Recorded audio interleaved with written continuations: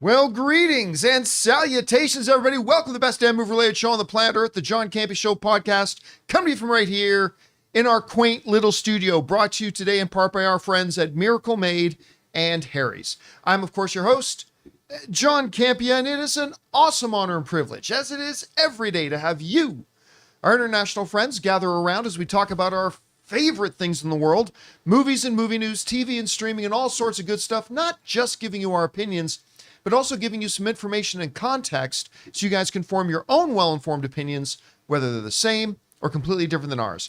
Joining me in studio today, of course, I got Ray Ora. Hey, what's up, everyone? Got Jonathan Voico. I'm here. Hello. Chris Carr is here on Friday. Oh my gosh, almost happy May the 4th. May it be with you. And, of course, most importantly, you guys are here. Thank you so much for being here, making today's show part of your day. And here's how it's going to go. We're going to start off the show by talking about a number of predetermined topics.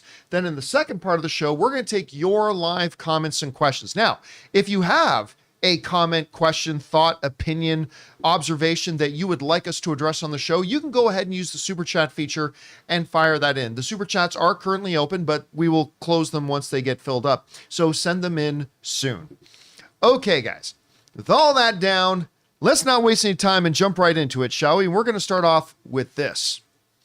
You know, Sonic the Hedgehog, I've mentioned this before, was a movie that when it was coming out, I was not exactly hyped or excited for it. I didn't have a lot of faith in it, but I was completely charmed by it. Absolutely delightful. And then the second one came out, might even be better than the first one. I'm still not sure about that. But one of the great additions was the character of Knuckles. Knuckles got introduced into the series in the second one, and we all knew it could be something special when they said Idris Elba was going to be doing the voice. But then they surprised us when they said that they were going to be doing a Knuckles limited series, a 6-episode limited series that they dropped over on Paramount Plus. And I didn't love it. I wanted to love it. I know, Chris is agog and aghast right now. I wanted to love it. I think it certainly has some charm. I think my criticism with it was that whereas the Sonic movies definitely have some silliness to them, I found that Knuckles for me was kind of like the Thor Love and Thunder to Sonic's Thor Ragnarok. It just went a little too much into the... I can understand that. Into the kid silly. That's all. Just a little bit. It definitely had its upsides too. And I definitely had moments that I really laughed at it. Anyway, apparently I wasn't the only one who tuned in. Because according to reports in the Hollywood Reporter, Knuckles just broke the Paramount Plus record for series debuts. This comes to us from the Hollywood Reporter, who says this. They write, Paramount Plus got a record-setting opening from its Sonic the Hedgehog adjacent series Knuckles. The 6-episode series, featuring Idris Elba voicing the title character and also starring Adam Pally, amassed 4 million hours of viewing worldwide over its first 3 days of release, a record for Paramount Plus original series, the streamer says. Paramount Plus's announcement also marks a rare instance of publicly disclosing any viewing data for its programming. Paramount Plus has 71 million subscribers, parent company Paramount Global said in its first earnings quarter report. So, put this into perspective a little bit. This is the network that launched the Sylvester Stallone movie Tulsa King, and that was a big record-setting thing for them. They've had the 1883 and 1923, which have done really well for them. And Knuckles just beat them all. Strange New Worlds as well, too. Season 3 of Picard. That's right. Picard. I mean, it beat all of them. Yeah. Knuckles. So I guess the question that I would raise is this more of a commentary of the popularity of the character of Knuckles? Or is this a more commentary on the popularity of the Sonic series as a whole? As expected, Sonic's not in the series very much. He just kind of pops up, but it was charming and delightful when he was there. Anyway, Chris, you saw the Knuckles series. What did you think about it in general? And what do you think about the fact that it just broke Paramount's own record? I was pretty floored, honestly, by those numbers, because I think this show is really charming and adorable. It is more of the Wade show, I will give you that, where Knuckles is his mentor and training him and everything. But it's so fun and cute, and it's a show that I don't know, for me, especially balancing it with things like Shogun and Baby Reindeer, it was so nice to watch something wholesome. and it really is, I think, made for millennials in particular. There are so many kind of references to the music that we grew up with, things like that. The whole time that Logan and I were watching it, he just kept going, "Oh God, I'm Wade. Oh God, I'm Wade." Yeah, that dude's stuck in 96. He absolutely is. And that's my husband. I think it's such a charming show, though. Idris Elba absolutely delivers on those moments. I know Ray was watching the show prior to this too, and he's at one of my favorite episodes. There's this one fight sequence in a kitchen that is so good. And, you know, if this isn't your jam, no worries. I think there are lovely love letter moments to Knuckles and to the Sonic franchise, particularly the opening training montage. It's just like the game, the signs turning, all that kind of stuff. If you don't enjoy it, that's totally fine. You can go to the games and watch those. Those are always available for you. But I think it's super fun. I find it charming. Yeah. Ray, you've been you've been slowly taking in the Knuckles series. What have you thought about it so far? Today was like really my first, like just trying to focus on the episodes. I actually want to go home and finish it. I'm on episode 4. I believe the show also has the luck of being something that's not on. You don't have anything else playing like it. Yeah. Like right now. Like there's a huge gap. Like I don't. A lot of the things I'm watching right now is stuff from the past. There's not Baby Reindeer. That's something that maybe I may watch or not. I'm kind of scared to. So Knuckles fills that gap for me of like having like a cute little fun series on streaming.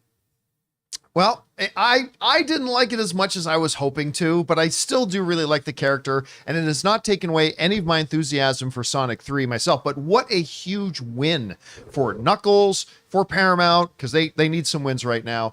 And for Ray? I'm just saying, and a great intro song to Knuckles. Oh, yeah. I love that song. I liked all the musical cues from what I'm hearing. Yeah. Yeah, the music stuff was really, really good. Wade jams are so good.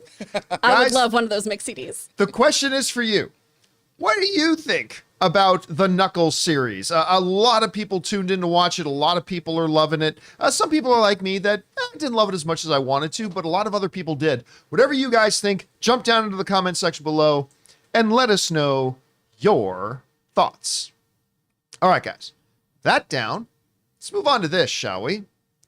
So, we all know it was one of the greatest pieces of movie news I had ever heard when they announced that Hugh Jackman was going to be coming in and joining, you know, good Canadian kid, Ryan Reynolds, in Deadpool 3 that later became known as Deadpool and Wolverine.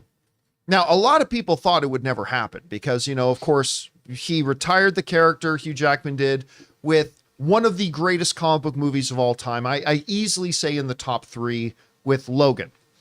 Well, you know, a lot of fans thought maybe it was a little bit risky to have Logan come back after such a perfect ending. And one of those people that thought maybe it was a little bit of a risky thing to do was Kevin Feige himself, who actually initially tried to talk Hugh Jackman out of it. This comes from the folks over at IGN who wrote the following. The Marvel Cinematic Universe, the MCU, mastermind Kevin Feige, spoke about the actor's return for Deadpool and Wolverine during an interview with Empire. Feige says he was just as touched as everyone else when Logan delivered a fitting conclusion for Jackman's take on the mutant hero in 2017. I said, "Let me give you a piece of advice, Hugh. Don't come back," Feige added. "You had the greatest ending in history with Logan. That's not something we should undo." Don't come back. You had the greatest ending in history with Logan. I don't know if it was the greatest ending in history, but that's not something we should undo. This is a strange sales pitch for a producer to give to an actor that they're trying to have come back and play a role. But I think what Kevin Feige said to Hugh Jackman probably resonated with a lot of fans. Because I think there were a lot of fans. I remember reading all your comments that, oh man, but the ending to Logan was so perfect and all this kind of stuff. I'm going to tell you why I disagree with Feige. The reason I disagree with Feige is this. Highlander 2 John, what are you talking about? Yeah, it's the best of the franchise. Cue the meme, just aliens. Yeah. Highlander 2 is why I disagree with Feige. You see, Highlander is it's the most questionable entry that everybody agrees on. The most questionable entry in my top 10 films of all time, but Highlander is in my personal top 10 films of all time. And Highlander 2 is in the unholy trinity of the 3 worst Hollywood produced films ever in the history of the business. So seeing as Highlander Part 2 is in the unholy trinity of the worst films ever made, you would think that that would sour how I feel about the original Highlander. You would think that that would take away a little bit of the clips. Finding out the Immortals are just alien convicts serving out their sentence on prison Earth. You think, well, doesn't that undo and take away from your enjoyment of the first one? Sounds a lot like Battlefield Earth. It sounds, well, listen. Battlefield Earth If is you one know of the what I mean. other unholy trinity. Listen, the unholy trinity of the worst Hollywood wide release produced films of all time are, in no particular order, Highlander 2, Battlefield Earth, and Catwoman. Those are the 3 worst Hollywood wide release films. What was the last one? Catwoman. Oh, Halle Berry's Catwoman. And I love Halle Berry. But the point is, it didn't take away one single slightest ounce of how much I love that first one. You know, we talk a lot about Highlander for a movie that didn't even make $6 million at the box Oh, I office. know. Who wants to live forever? But and here's the thing. Hey, how much do I love the prequel trilogy? A lot. Oh yeah, a lot. So much. Flaming piles of dog poo. Most of you don't know this. John actually has a tramp stamp of I Heart Phantom Menace. Yeah. And So- right above it, I love sand. Yeah. Right above it. I hate it. Ask me how much that took away any of my enjoyment of the original trilogy. None. Not at all. It doesn't undo anything you do later does not undo what was done before. Yeah. And so That's what I try to tell all my friends. I am in full agreement with everybody that the ending to Logan was damn near perfect. But that will always be there forever. If they come back, if Hugh comes back, let's say Deadpool 3 is terrible, which is almost, in the best words of Vincini, inconceivable. Let's say Deadpool 3 is terrible. It doesn't take anything away from the ending of Logan. You go, sit down, and you watch Logan again, and it still ends where it ends. And it's still every bit of perfection that it was the first time you saw it. So I get what Feige was saying, guys. I totally do. And I think a lot of people agree with his sentiments. But I just personally don't think it's an issue. Chris, you're hearing Kevin Feige, the producer, telling Hugh Jackman, hey, dude, maybe you shouldn't come back. Do you understand where he's coming from? Do you agree with him? Do you disagree with him? Like, how do you see it? I totally understand where he's coming from, but it does feel like he's kind of negging him. Like, you don't even want to do this movie. Don't worry about it. Don't worry about it. It's fine. Because it is a beautiful send-off for the character. But whether you like it or not, Feige also ushered us into the multiverse era. Yeah. And so we already know this is not the same Wolverine. This is a slightly different one with slightly different circumstances and different parameters. So even if this movie just goes completely pear-shaped, if you are that kind of purist who can't separate characters and multiverses and everything, you're going to go, oh, well, that wasn't my Wolverine anyway. That's a totally different character, much like we already have the setup with Gamora. Mm-hmm. Well, that's not the Gamora that loved Star-Lord, so that doesn't have to be the Wolverine that I love as a fan. I do think it's a really smart way to introduce some other aspects that are in the comics that are going to make comic book fans happy. And obviously we get this wonderful buddy romp with these two guys who have the best time together and create some of the best content the internet has ever seen. So I can understand why he's doing it, but it does feel like a little odd. I mean, if you want to come be in this movie, I don't know if you want to. There's plenty of reasons not to. It's a good way to address fans' concerns, and either way, I'm really happy about him being here. Yeah. You know what, Hugh? Who wants all the money and the fan love? You don't want to work out again, buddy. What was that commercial, insurance commercial, where they're like trying to talk to the lady saying, oh, so if I get this policy, but I'm not really sure. She goes, yeah, you don't, who wants all the extra money and It's a vacations? progressive one. That's it. It was Yeah, progressive. the one who just always like, you can save money, like the sign says. I love her. She's great. So look, for me personally, I'm obviously overjoyed that we got Hugh Jackman coming back. And again, if Deadpool stinks, and it might, every movie coming out could be the greatest movie ever made, and every movie coming out could be the worst thing we've ever seen. Can I just say I've never been more terrified of someone smiling at me than Kevin Feige? Oh my God, right? Like, if let's say I had a slight argument with that man, and I asked him, hey, Kevin, are we good? And he said, yeah, and looked at me with that smile. Is he Yeah. going to No. replace Chucky? Is that what we're saying? The Feige doll? I probably think I'm a dead man at that point. Anyway, guys, question is for you. What do you think of Kevin Feige telling Hugh Jackman first, hey, Hugh, maybe you don't want to come back and do this? It was a perfect ending. Do you agree with him? Are you worried about that? Whatever you guys think, jump down to the comment section below and let us know your thoughts. Okay, guys, with that down, let's move on to this, shall we? In case you did not get the memo, all of us, including you guys over there, we are just living in Paul Walter Hauser's world right now. Mm-hmm.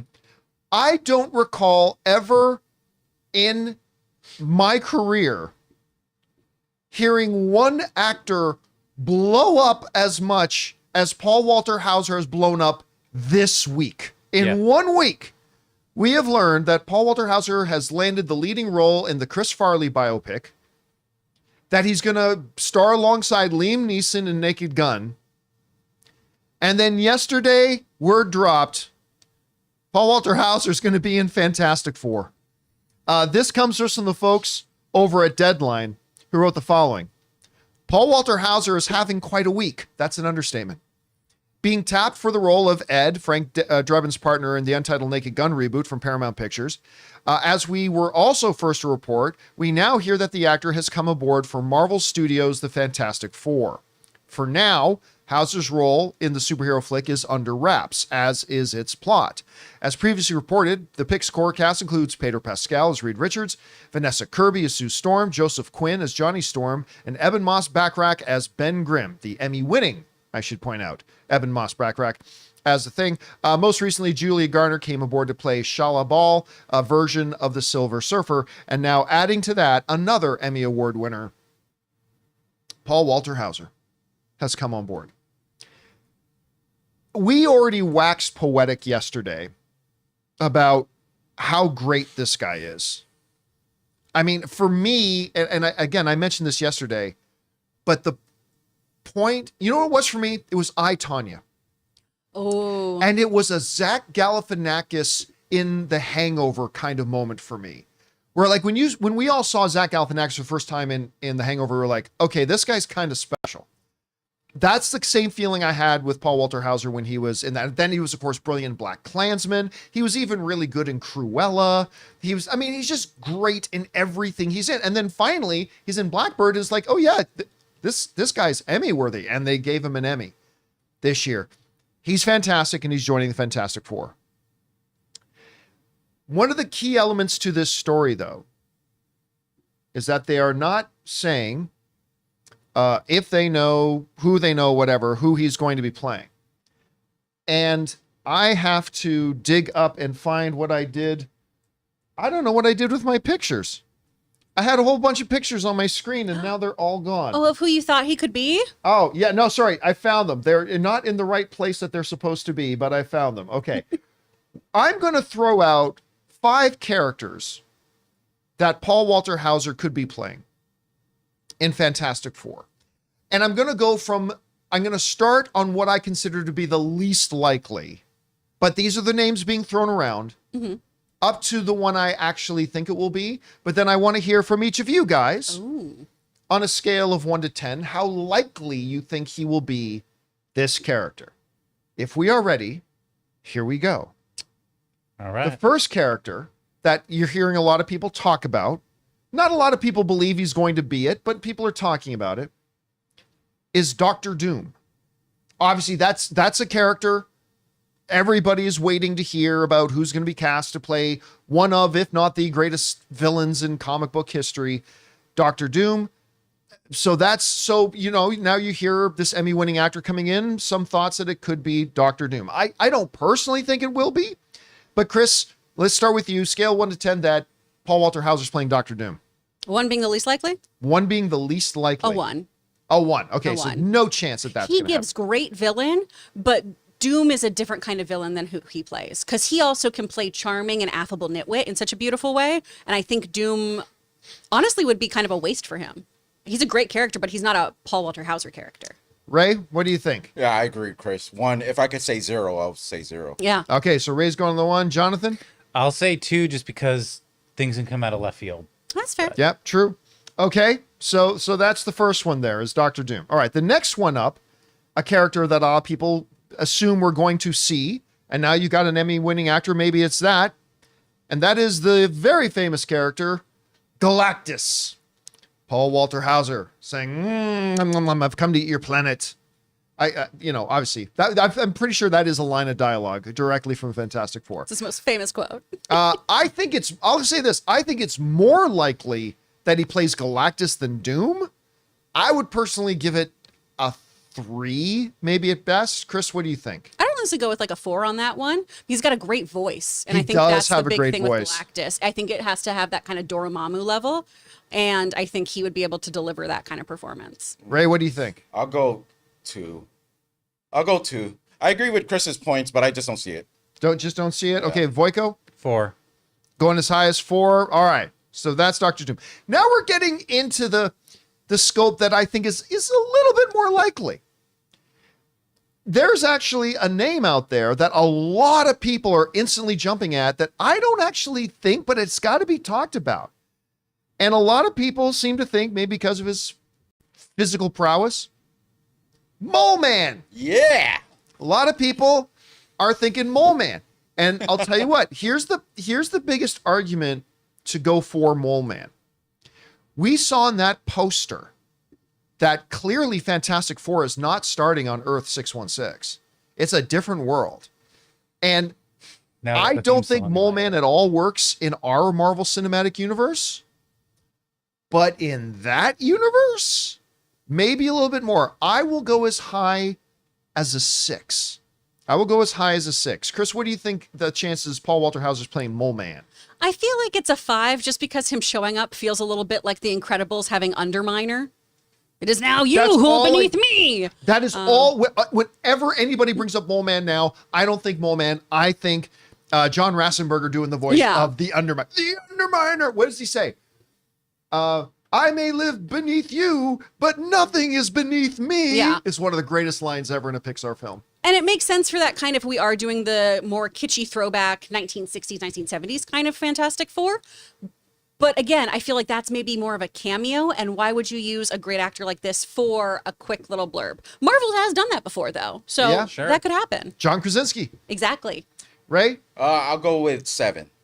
you're going to go as high as 7 Yeah. on that one, yeah? Yeah. I mean, Jonathan? I was going to go 7. I feel like it's too eager, so I'm going to go 6. Yeah, it's too eager. I don't want them to think I want it too Yeah. much. All right, I so look that's desperate right. in Hollywood. I think I'll go as high as a 6 on that one too. Okay, that was Mole Man. The next character I've got up, I think has a better chance. He was a villain. He's an OG villain for them. Puppet Master. Ooh. Puppet Master. Now, a lot of you may not have heard of Puppet Master. He's not exactly in the pantheon of the greats. But, he played with some contaminated clay as a kid, gets some powers, can control people, hence Puppet Master. If I'm not mistaken, his stepdaughter has a romantic relationship with Ben Grimm. At any rate, Puppet Master, it does something that I think Kevin Feige likes to do, which is to dig a little deep, go a little deeper in that. Puppet Master is not a physical combat kind of person. I'm going to go as high as a 7. I think Puppet Masters is a real option here, so I'm going to go for a 7. Chris, what do you think? That's a fun one to bring up.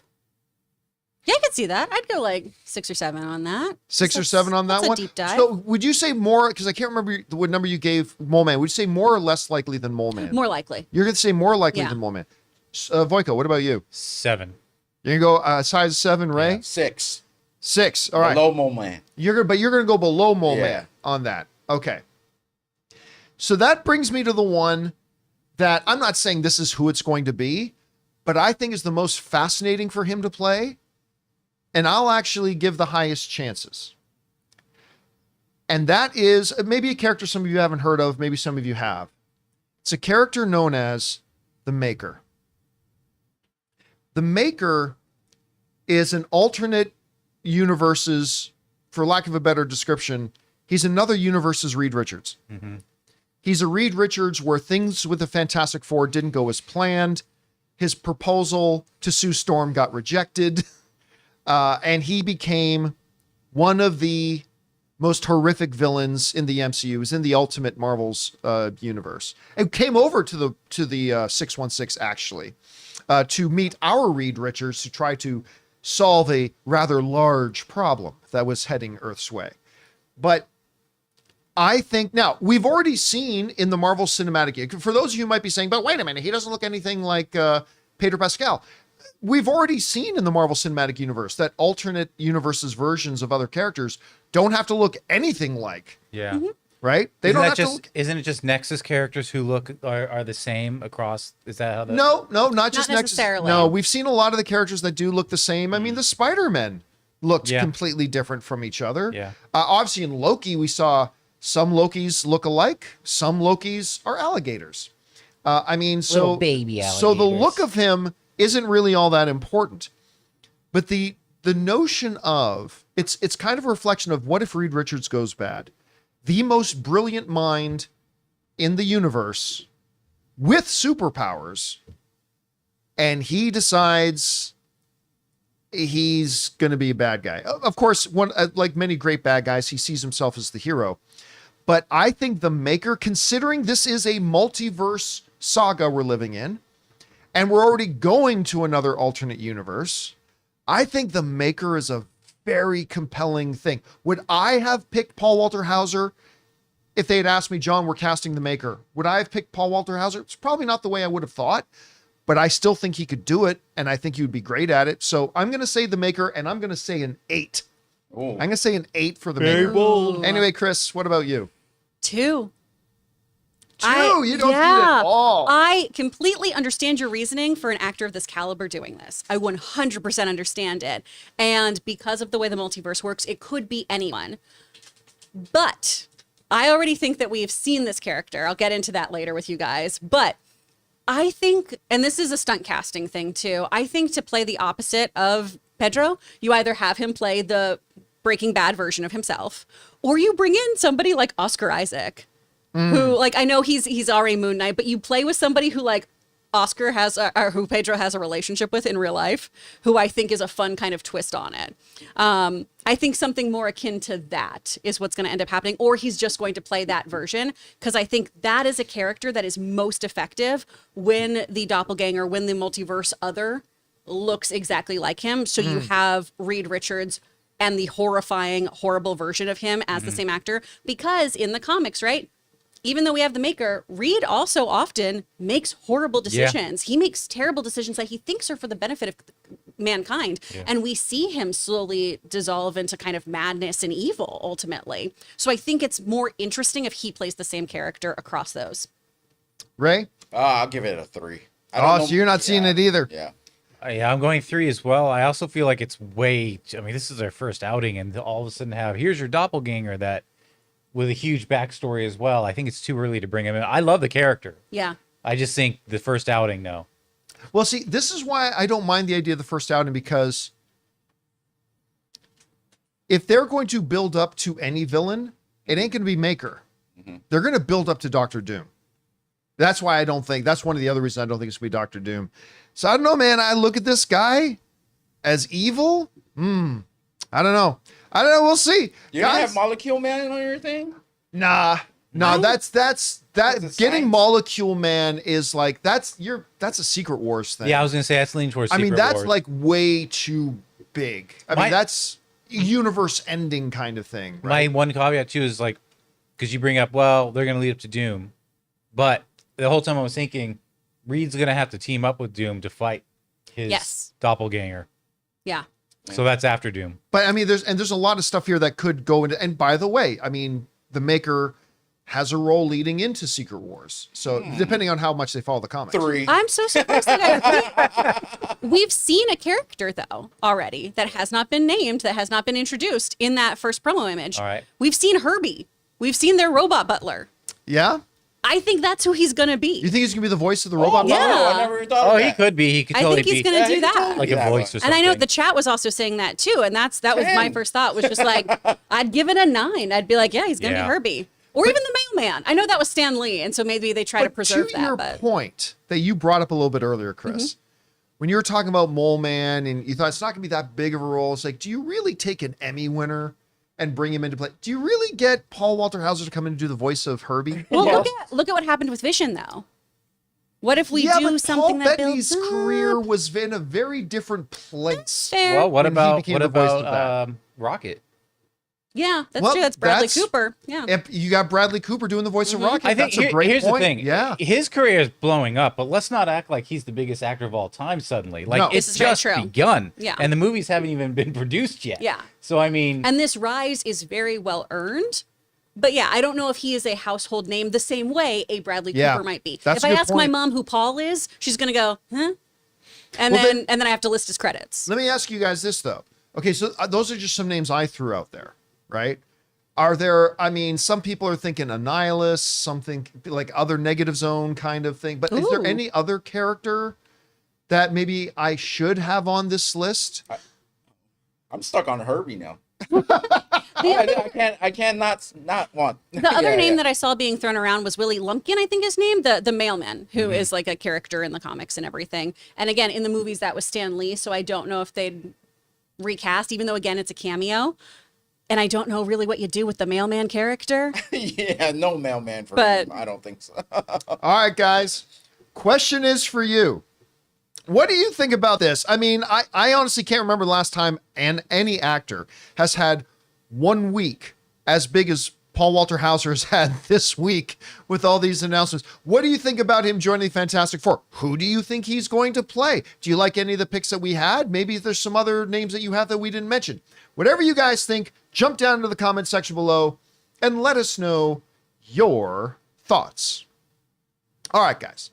With that down, we still got to talk about live action He-Man now actually has a release date. Also, the first reactions for the new Planet of the Apes movie, Kingdom of the Planet of the Apes movies have come out, and they're fantastic. We're going to talk about those. But before we do, we're going to take a quick second here and thank one of the sponsors of today's episode of the John Campea Show, our friends at Miracle Made. Guys, we want to take a second to thank a sponsor of today's video, Miracle Made. Did you know that your temperature at night can have one of the greatest impacts on your sleep quality? If you wake up too hot or too cold, I highly recommend you check out Miracle Made's bed sheets. Inspired by NASA, Miracle Made uses silver-infused fabrics and makes temperature-regulating bedding so that you can sleep at the perfect temperature all night long. When they arrived at our house, my wife Ann loved the feel of them so much, she couldn't even wait for me to get home to put them on our bed. Miracle Made has self-cleaning. These sheets are infused with silver that prevents up to 99.7% of bacterial growth, leaving them to stay cleaner and fresh 3 times longer than other sheets. Miracle Sheets also have incredible comfort and quality. Miracle Sheets are luxuriously comfortable without the high price tag of other luxury brands and feel as nice, if not nicer, than sheets used by some 5-star hotels. So go to TryMiracle, that's TryMiracle.com/Campea to try Miracle Made sheets today. And whether you're buying them for yourself or as a gift for a loved one, if you order today, you can save over 40%. And if you use our promo code Campea at checkout, you'll get 3 free towels and save an extra 20%. Miracle is so confident in their product, it's backed with a 30-day money-back guarantee. So if you aren't 100% satisfied, you will get a full refund. So upgrade your sleep with Miracle Made. Go to TryMiracle.com/Campea and use the code Campea to claim your free 3-piece towel set and save over 40% off. Again, that's TryMiracle.com/Campea to treat yourself. And thank you to our friends at Miracle Made for sponsoring today's episode of the John Campea Show podcast. All right, guys, with that down, let's move on to this, shall we? So for ages and ages and ages, Pete, there have been different announcements about, oh, now the studio's getting a Masters of the Universe movie going, and then nothing happens. And then, oh, now a studio's getting a Masters of the Universe movie. There was even that one time, like, concept art got released. I think, who's the guy who directed Crazy Rich Asians? John M. Chu. John M. Chu. He was going to do one, I think, Right. for a time. And then, like, at some point, like, concept images of Battle Cat came out. Remember that years Right. ago? That was so And cool. still nothing happened. Then, a short time ago, we got word that Travis Knight, director of Kubo and the Two Strings and the fabulous Best Transformers movie Bumblebee, was coming on to direct it. Now that is solidified, and we've actually got a tangible release date. This comes to us from the folks over at Deadline, who wrote the following. As Deadline first told you, Bumblebee filmmaker Travis Knight is directing off of Chris Butler's screenplay. By the way, Chris Butler wrote Kubo and the Two Strings, and he also wrote and directed Paranorman and a number of things like this too. So, I mean, pretty good pedigree here. Anyway, Travis Knight is directing off Chris Butler's screenplay, the initial draft written by David Callahan and Aaron and Adam Nee. Mattel Films, Robbie Brenner, and escape artist Todd Black, Jason Blumenthal, and Steve Tisch are producing. Now, this is where I get a little iffy, and I think might be outdated information. But the movie follows 10-year-old Prince Adam, who crashed to Earth in a spaceship and was separated from his magical power sword, the only link to his home on Eternia. After tracking it down, almost 2 decades later, Prince Adam is whisked back across space to defend his home planet against the evil forces of Skeletor. But to defeat such a powerful villain, Prince Adam will first need to uncover the mysteries of his past and become He-Man, the most powerful man in the universe. Can you correct me if I'm wrong here? Isn't that the She-Ra origin story of being on a different planet than where her brother is? I thought I thought she was Prince Adam's cousin. I'm not sure. I don't think I'm they're not sure. siblings. I mean, listen, I'm going to tell you right now, I'm not well versed on She-Ra lore. I'm not well versed on that The at OG, all. I only watched the Christmas special, which should surprise no one. And then I've watched the new one. She's Oh, okay. long lost twin sister. There of we go. He-Man. Okay, Oh. cool. Sweet. There you go. Which was- Okay, well that makes that porn fan fiction I saw them going around Oh, even more no. creepy. Well, anyway. Jesus. It unfortunately makes some people tune in more. Ooh. Yeah, I met someone. Things heat up. I don't, like I said, I didn't know much about She-Ra lore You at thought all. you liked Luke and Leia. But Oh, man. I gotta tell you, I think this information. Someone called it Seaman. No. Seaman. No. If you Ram Man, then you see Man. Man. Oh, we just lost our sponsor. wow. Oh, no. I wonder what they're the master of. Well, they're know. master Yeah, debaters. Master Debaters of the Universe. Yeah, master debaters. Chi-Ra. I love Chi-Ra. And Chi-Man. Skeletor says, "Want to see my bone?" No. Okay. Oh, my God. Well, we're here. What are we even talking about? This We're reporting some news, John. has gone completely off the rails. Amazon pulled He-Man from the release calendar. And just keeps He-Man. pulling. Okay, sorry. Wait a second.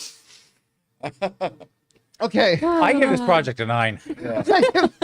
Okay. What was I even saying? We can't do this on initial. Okay. So I think this information on the story outline is outdated, but let's say for a second it's not. I initially get concerned when I see the movie follows 10-year-old Prince Adam who crashes to Earth. That's not a good start to me. No. Yeah, that's what is But I got a little bit won over when I found out, oh, then we flash forward, he finds the sword, and he goes back to Eternia. Because I'll be honest, I don't mind some of this movie taking place on Earth. I don't. But I do want to make sure that a good amount of this movie takes place on Eternia. Like, I don't kind of want what we had with the Dolph Lundgren. As classic as that awful movie is, I don't care what anybody says. Dolph Lundgren, Courtney Cox, I'll go back and watch that anytime. You know, oh, go ahead. But, I mean, all of a sudden the concept actually doesn't sound so bad as long as that 10-year-old Adam crashes Earth, finds his sword, goes back to Eternia. As long as all that's in the first act. If that's the first act set up and then the final 2 acts takes place on Eternia, where he becomes He-Man and all that kind of stuff. Right. And listen, most important part of this is Travis Knight is directing this. Yeah. The director of Kubo and the Two Strings and the director of the only truly great Transformers movie, Bumblebee. And the writer he's got on there with him, the guy who wrote Kubo and wrote Paranorman and things like that. I've got trust in this. How you pull this movie off, I'm not sure. Because this is a big thing to try to pull off. I mean, what do you think about its home, Amazon MGM? Really leaning into that. Have they pulled anything off their slate that they've announced? Fallout. No, I mean they pulled that off their slate, like Amazon. Amazon MGM, meaning this movie has been talked about for so long and then shelved and then back on shelved. Do you think, or can we be confident that Amazon MGM Studios will go through with this movie? Let's put it this way. It's a good question. I would put it this way. Of all the starts and stops, like I think it was at Sony at one point for a while, then it never got to the point where they locked the director and publicly announced it, locked the writer, publicly announced it, and then locked the release date and publicly announced it. Because now it's coming out, it's got an official release date of the summer of 2026. So it's locked. And no other studio has been to that point yet. So yeah, I think this is happening. I think this thing's now full go. We're less than 2 years or right around 2 years of when it's finally going to come out in theaters. So I got to tell you, now it's all going to be about, and no one's going to be happy. Who do they cast as Adam? No one is going to be happy. Well, he's got to talk like this. That's true. When he's in his Prince form, when he's like, I don't know. Oh, gosh. What am I supposed to do? It's the funniest thing. At least, He basically sounds like that, at though. least Superman had the glasses. This is the funniest thing about Prince Adam and He-Man. They look exactly the same. Yeah. The same haircut, same at the face. Like, at least Superman had glasses. So, like, well, hi, He-Man. Have you seen our son, Prince No, I Adam? think they're going to do a Shazam thing. They have to do it. I love the way they do it with the new animation where he's scrawny. Where he actually transforms. And he actually transforms into a... They have to do it that way or else I can't take it seriously. It'll just be an 80s movie to me. Yeah, so what are you going to do? You're going to have John Cena? Hi, Mom and Dad. Oh, turn around for a second. He takes his shirt off. I'm He-Man now. I'm He-Man now. Like, what are you... But who do you cast? Alan Richardson. It's got to be 2 people, I think. What do you think? 2 people? I mean, it's got to be 2 people. It has to be. Has to be 2 unless people. Unless they CG's like Chris Evans. Yeah, I was gonna say Chris Evans. Chris Evans style. But that was kind of weird. All right. Oh, and I was about to say this, but Mode Man in the live chat just said this. I would say it. All right. Man. For Prince Adam, you get Timothy Chalamet. There you go. Oh, he's And ripped then- anyway. He could be He-Man. And then for He-Man, Alan Richardson. Yeah. There you go. I mean, but here's the thing. But are we saying Alan Richardson because he's the only guy we can think of who can possibly look right? Yes. That is, Yeah. I will be fully Yeah. honest. Where I was like, that's mean- the only human that comes into my brain other than like But me to be cycling fair, through WWE before wrestlers. before Yeah. Henry Cavill was Superman, he was not that ripped. No. Like, in the Tudors, he does not look like Superman. This is very true.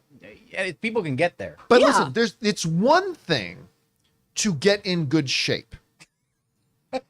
To become He-Man. Yeah. Slap on some CGI pecs. He's got an action figure body that's insane. It's one thing for Hugh Jackman to get back in the gym and get and put on a little bit more size, get ripped again. That's one thing. But to become He-Man. Oh my gosh. What's that? Cord Cutter Cam in the chat nailed it. Okay, so it's Alan Richardson, but then it's Walker Scoble as As Prince Adam? that's so good. That's so good, man. Well I done. like that. Become a casting director. I love your choices. I like that. And you don't realize how big Alan Richardson is until you see him in a picture with Cavill.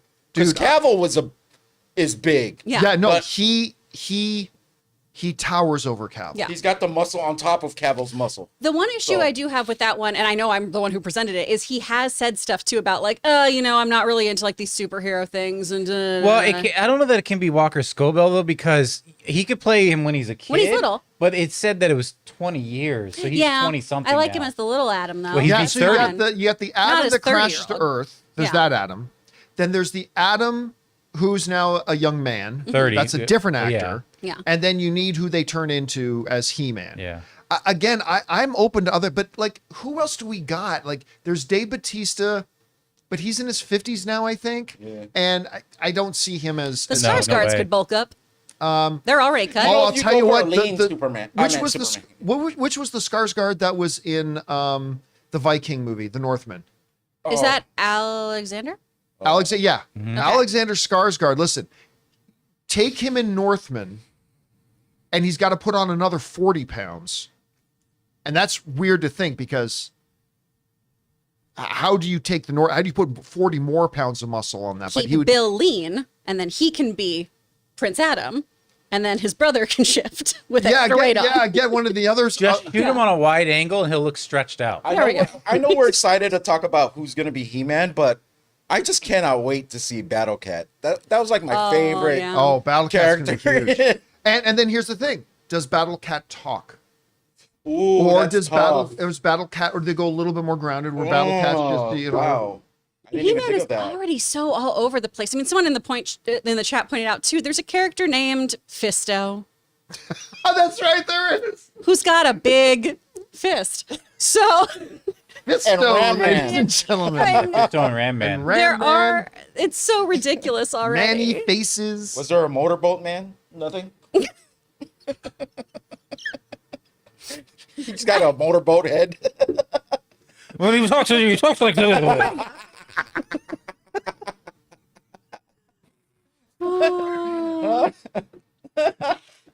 Pump Adam, what are we gonna do? He needs a translator. He's a translator. Like he talks like Kenny from South Park. Oh, boy. Let's make our movie. All I gotta say, seriously, they better not roadhouse this thing. Do not roadhouse this thing.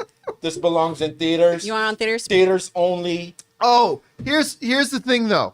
This movie's gonna be so expensive, they're gonna have no choice but to put it in theaters, right? It's not like Roadhouse. I mean, you can't make this for $60 million. This is gonna be $150 million to $175 million movie. And don't Rings of Power this thing either.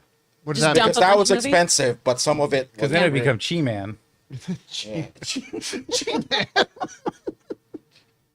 What are you even talking about? It's called Rings of Chowder. All right, covering the news here on the John Campea Show. Thank you for enduring with us. Guys, question is for you. What do you think about this? We got a release date, summer of 2026, for a Masters of the Universe movie. Are you excited about it? Are you dubious about it? Do you like what we're hearing from a possible synopsis? Maybe not. Do you see some possibilities? Who do you see playing He-Man? Whatever you guys think, jump down to the comment section below and let us know your thoughts. All right. With that down, guys, let's move on to this, shall we?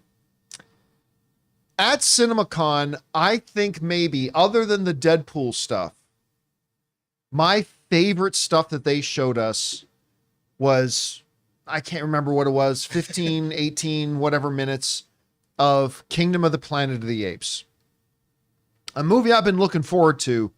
My God, when they showed us the footage for this, it like put my anticipation into overdrive. I just could not believe how good it looked, how visually good it looked, but also the way they were handling the characters and stuff like that. There's a warmth to it and a thrill to it all at the same time. Well, movie comes out this coming week, and the first reactions have now come out, and they are fantastic. Critic reviews for Kingdom of the Planet of the Apes. First critic reviews for Planet of the Apes are great. So let's go over some of them. Griffin Schiller writes, Apes have never been stronger in Wes Ball's magnificent Kingdom of the Planet of the Apes. The complexities of Caesar's legacy loom large, but twisted in this coming-of-age odyssey of truth and lies, knowledge and power, a breathtaking visual feast, a new hope for the Planet of the Apes. Next one comes to us from our own Perry Nemiroff, who wrote, between Rise, Dawn, War, and now Kingdom of the Planet of the Apes, this series continues to be one of the very best franchise reboots out there. As expected, there was no better director to take over than Wes Ball. By the way, Wes Ball, he's the guy who's going to be directing that live-action Legend of Zelda movie. Oh, yeah, right. So this should be getting people excited. Anyway, as is out there, as expected, there's no better choice for director to take over than Wes Ball. Of course, the wizards at Weta had a big hand in this, but there's also no doubt that Ball's personal proficiency with visual effects contributed big time to how incredible this film looks. Gizmodo's Germain Lucier, who I've had on my show before, he wrote, Kingdom of the Planet of the Apes does the Apes saga proud. A sprawling adventure with wonderful effects and performances. It has a lot to say, which leaves it thematically murky. I also don't love the ending, but those are minor gripes for an otherwise enjoyable, engaging film. Also, Brandon Davis from comicbook.com writes, Kingdom of the Planet of the Apes is just a classic summer blockbuster. Takes a minute to get going, thoroughly introducing new characters and timeline, then never looks back. The VFX are astonishing, great performances, feels like a start to an epic new saga. Need the next one ASAP. Dorian Parks writes, was a big fan of the previous Planet of the Apes trilogy and can say I absolutely loved Kingdom of the Planet of the Apes. This film cements the franchise as one of the strongest IPs out there. Screen Rant wrote, Wes Ball is the perfect director to bring the Planet of the Apes, Kingdom of the Planet of the Apes to life. A compelling story with complex characters, stunning visuals, and brilliant through lines, tying it to the movies that came before. Noah, May, and Proximus Caesar are phenomenal. And it goes on. And it goes on. And it goes on. And listen, I'll tell you what. When they announced that they were doing a new Planet of the Apes movie, I was interested, but also a little dubious, to be honest, a little skeptical. I especially like without Caesar. Yeah. You know, without Andy Serkis's Caesar. He was the heart and soul of the franchise. And I didn't really love the third film, but whatever. But then the first trailer came out with that hawk flying over the forest, and I thought, ooh, that just feels nice. And then I like the trailers, and then they showed us the opening 15, 20 minutes, whatever it was, at CinemaCon, and I was hooked. I was 100% hooked at that point. And then I was a little bit nervous, because we're getting close. We're a week out from the movie coming out. Yep. You don't normally pull your review embargo a full week out. Sometimes they do, but it's not common. So I was kind of waiting. When are they going to lift the review embargo on this? And now we're at least getting the first reactions, and it's everything I hope. Look, do I think this is going to be the best picture of the year? No. Am I expecting it to be as good as Dune 2? No. But that's fine. It looks incredible, and I'm loving what I'm seeing. Anyway, Chris, where has your anticipation level been for this movie? What do you think about the reactions we're hearing? Have you heard from anybody else about it at this point? What are your thoughts? I've heard from somebody who's seen the whole movie, and I don't get to say much about it. Aside from they were like, I'm so excited to see what you have to say about this, because Logan and I are rewatching everything right now. Because it's been, 7-8 years since our last one? 7 years. Yeah. And so I am enticed by the whole premise of we are so far in the future. You know, we are moving on. I, like you, was a little wary of not having Caesar in there, but I think it creates this really fun opportunity for Caesar to be a larger than life character, where he now can be this kind of almost ape messiah for people to either cling to or view as a heretic or whatever. We have enough space for the humans to kind of be back at to the point where we're at the Charleston Heston movie. Right? So I think there's a lot of cool potential here. The thing I am most excited about is Wes Ball, though. I think this is a director everyone needs to be watching. He has a background in art department and visual effects. That's why his stuff is so good. He worked in those departments for years, cutting his teeth. In addition to Zelda coming up, he also has Mouse Guard, And that is a comic book franchise from 2006 that he's directing. Kind of secrets I in thought him. that got axed. No, Did I it get think re- it's. did it get I think repicked it's still back on up? there. It's still on his IMDb. Okay. So if that still happens, really excited. And I love that he is getting all these juicy visual things.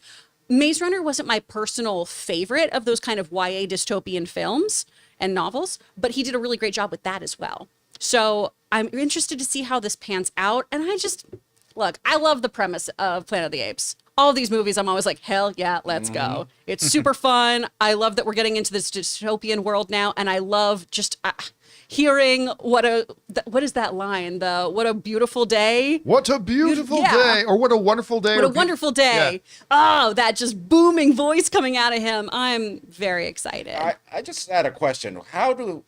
So the only humans that are left were all Hollister models?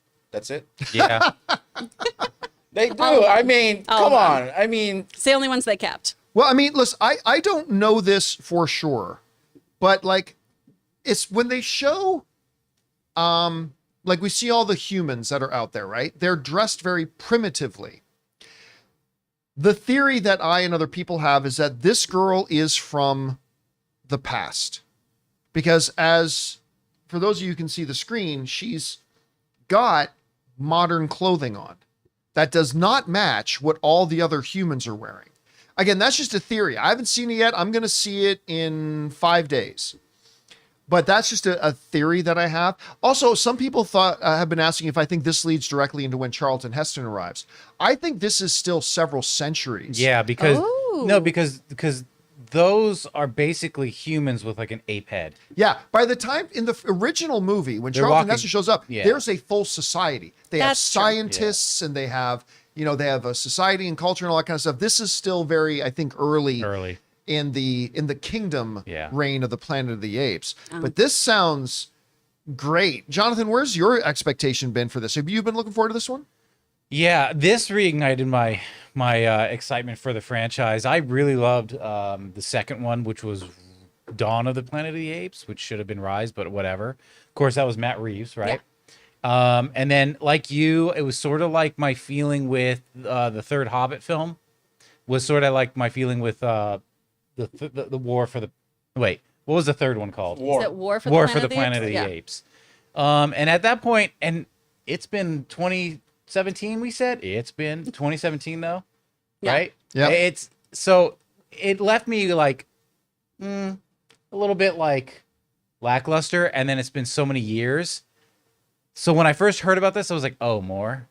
But then I saw the trailers, this first trailer and the second trailer, now all this talk about it. Yeah. I think it's a return to form, so I am back in. and from what we saw at CinemaCon, this movie looks absolutely gorgeous. Oh, It's gonna so be stunning. It's going to be hard at times for me, at least, to pay attention to what's going on because I'm probably in awe. Because the close-ups we saw of this new Caesar's face, how he was reacting, and then even the heights that they were jumping or like going from vine or whatever they were clinging onto. Because you remember that sequence we saw? Yeah, they it were was jumping incredible. from cliff to another cliff. Just seeing that, it's hard to not pay attention to everything else or to pay attention to everything else. But I can say this movie looks gorgeous, and I Yeah. can't wait to see it. I can't wait. We're going to see it Wednesday, I think. We'll do an out-of-theater reaction for that, obviously, once we do. Oh, yeah. Question is for you guys. What do you think about this? Where's your anticipation level right now for Kingdom of the Planet of the Apes? What do you think about the first reactions we hear coming out of it? Is it right around where you thought it would be? Better than you expected? Are you planning to go see it? Whatever you guys think, jump down to the comments section below and let us know your thoughts. All right, guys. With that down, it's time for us to get to the most important part of our show, which is taking your comments and questions. Now, before we get to that, though, we're going to take another quick second and thank another sponsor of today's episode of the John Campea Show podcast, our friends at Harry's. Guys, we want to take a second to thank a sponsor of today's video, Harry's. You know, guys, in order to start the John Campea Show, I had to leave my high-paying corporate job in order to set myself up to be happier and enjoy more personal success. Because sometimes to get what you want, you have to challenge the status quo and blaze your own trail. And that's exactly what the folks at Harry's did. You see, at Harry's, they saw customers getting ripped off by questionable products in the shaving industry and decided to do something better. Harry's decided to pave their own road by making beautifully designed razors for a fraction of the price of the other big brands, exceptional exceptional products, honest prices. That's Harry's. I have fallen in love with Harry's, from their foaming shaving gel that feels just luxurious on the skin to their incredible razor that feels just as good in the hand as it does going over your skin. They've got rich, lathering, skin-softening body wash in scents like redwood, wildlands, and stone. You see, Harry's provides German-engineered blades made in their own factory that stay sharp longer. You can get a 5-blade razor, weighted handle, foaming shave gel, and a travel cover for just $3 at harrys.com/Campea. Don't settle for the status quo. Blaze your own trail with Harry's. Get started with a $13 trial set for just $3 at harrys.com/Campea. That's harrys.com/Campea for a $3 trial set. Remember, And thank you to our friends at Harry's for sponsoring today's episode of the John Campea Show podcast. All right, guys, with that down, let's get over to your live questions here, shall we? Jonathan, what do we got up first? Really got to have that countdown. Okay. Seconds from Disaster says, Daniel RPK. Do you want to raise it up on the screen a little bit? You can't right now? No, yeah. How's Okay. that? A little bit more? Yeah. A bit more, and there you go. Okay. Daniel RPK reported that Ben Affleck will have a role in the MCU. If it's true, who do you see him as? I got Stryker or Magneto. Enjoy the weekend.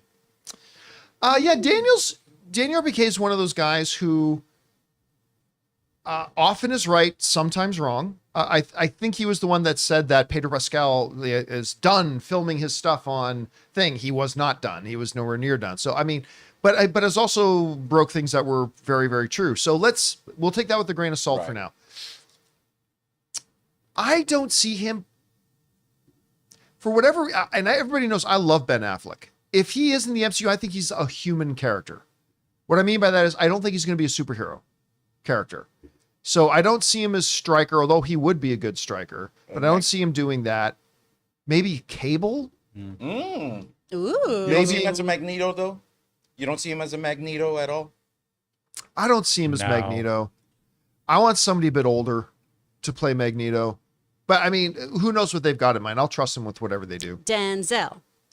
Denzel for Magneto wouldn't be bad. I think that'd be fun. All right, what's next?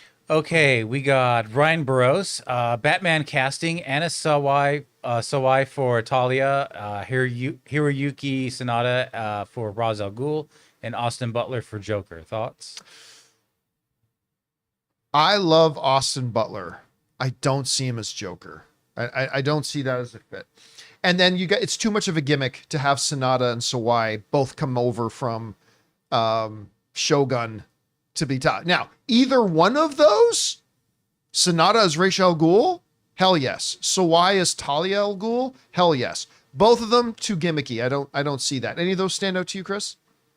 The Austin Butler one I am kind of fixating on just because we didn't think about that for Heath Ledger, you know? Yeah. And he has proven with Dune 2 that he can play some messed up characters. He's a phenomenal actor. Yeah. He's fabulous. I just don't see it. Yeah. I just want to, Joker's such a character though that it's always I guess someone could play that. I guess that could happen. I'm honestly scared what he would do with a Joker. Let's put it this way. I don't see it, but if they announced it tomorrow, I wouldn't be mad about it. Sure, yeah. Right? Because the number one thing, get talent. All right, what's next? Okay, Jay Loco says, so Chalamet is Shaggy and not Terry McGee, huh? Nobody cares about Terry McGinnis. Nobody cares about Batman but you Beyond. do know his name now. Yeah, You do you know know his that name. That's name. right. I learned. Yeah, he's not Fisty McFist or whatever you call him. Like whatever. That's his a name He-Man was. character. I know you taught me. It's Terry McGinnis. Yes. I learned. Baby steps. But nobody cares. Nobody cares about Batman. We're still working This on whole that. back Hey, row. listen, again, I say that, but I will reiterate that I do think that Spider-Man Into the Spider-Verse made a Batman Beyond animated film more of a possibility today than ever before. I'm gonna rephrase that question. All Okay, you're on the stance that no one cares about Batman Beyond. Nobody cares about Batman Beyond. If Timothy Chalamet were cast in that role, will more people care Well, about they're going to Batman? ask who's Batman. okay, Beyond. Does he have the star power to get Oh, that? yeah. I think if you get Timothy Chalamet or anybody of that ranking, it will draw a lot of eyeballs to it and get a lot of curiosity about it. I still think the general movie going, the 95%ers don't care about Batman Beyond. But again, I've been saying that forever, but an animated film in a world where Spider-Man Into the Spider-Verse made such a splash, I think it is more possible today now than ever. Not live action, but an animated one, more possible than ever right now. Have you thought about if Sony does get Paramount and they have Mutant Mayhem on their thing, with them having Spider-Verse and Mutant Mayhem?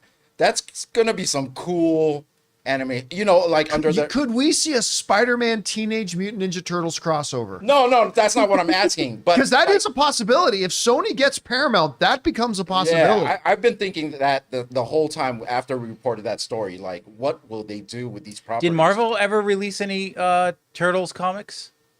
I don't know. I can't I'll think look about into that. it. Anyways, I'm taking too long. Go ahead. All right, what's next? All right. Juliana Goodwin says Leo shouldn't have won for Revenant, but my sister thinks he should have won for Wolf, and I think he should have for Django. What do you think? I think he could have for any of those. For Oscars? I am 100% okay that he won for Revenant. Yeah. That performance, Revenant doesn't have to be your favorite movie, but that performance was insane. I think he was a strong contender for Wolf of Wall Street. Oh yeah. Big time. What was the third one? Django. Django was great. And I wouldn't have, did he get nominated Let me see. for that? Not sure. For Best Supporting? I can't remember if he got a nomination or not. If he didn't, I could totally see him getting a thing for that. I mean, look, he also gave us one of the best memes ever. You had my curiosity. Now you have my attention. He was great in it. I would have been cool with it, but I 100% am totally okay that he won for Revenant. That was just something really, really special. All right. What's next? Okay, we got Sam Fisher who says, have you checked out Dead Boy Detectives yet? It's great. It's set in the Sandman universe, and it's a supernatural mystery series with excellent comedy. You know what? I've been very intrigued by this, but I didn't even know it came out yet. Chris, have you had a chance to watch it? Yeah, I'm about 4 episodes in. It hasn't completely hooked me yet, I'm going to be honest. And I really love Neil Gaiman's stuff. The thing that I've loved the most so far are seeing these tiny little sprites. The hilarious Caitlin Riley is one of them, and she crushes in that role. But yeah, I'm liking what it is so far. I'm not super in love with it the way I am with Sandman, but I think it still has the potential to really hook me. All right. Yeah, and did we already confirm the nominees, the stuff for Leo? No. He was nominated for Once Upon a Time in Hollywood. Right. And he was nominated for he won Revenant and nominated for Wolf of Wall Street Best Actor, but nothing for Django. Oh, he didn't get nominated. Yeah, okay. But I mean, he could have been nominated for Django. I'll say that. All right, what's next? Okay. Cody Hunt says, my picks for Scooby-Doo: Dave Franco as Fred, Allison Brie as Daphne. Oh man. Pete Davidson as Shaggy, and Sarah Sherman as Velma. Oh. I get getting the husband-wife tandem in there has a novelty to it. Listen, I really like Dave Franco. He ain't Fred. No.